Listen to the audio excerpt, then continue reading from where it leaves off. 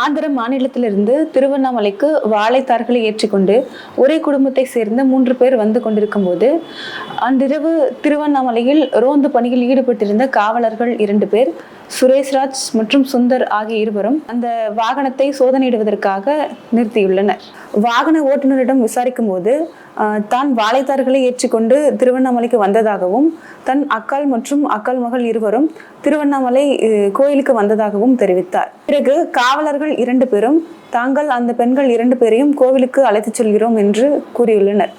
அதற்கு அந்த வாகன ஓட்டுநர் எதிர்ப்பு தெரிவித்த நிலையில் அந்த காவலர்கள் இருவரும் அந்த வாகன ஓட்டுநரை மிரட்டி அந்த பெண்களை தங்கள் வாகனங்களில் ஏற்றி சென்றனர்.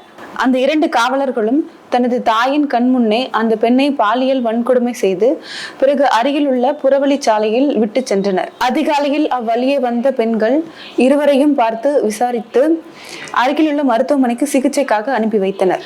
இதைத் தொடர்ந்து அந்த 2 காவலர்களும் பணியிடை நீக்கம் செய்யப்பட்டு கைது செய்யப்பட்டுள்ளனர். பாதுகாப்பு தர வேண்டிய காவலர்களே இது போன்ற செயல்களில் ஈடுபடுவது மிகவும் அதிர்ச்சியை அளிக்கிறது. இது போன்ற குற்றங்களில் ஈடுபட்ட காவலர்களுக்கு பணியிடை நீக்கம் செய்தது மட்டும் சரியா?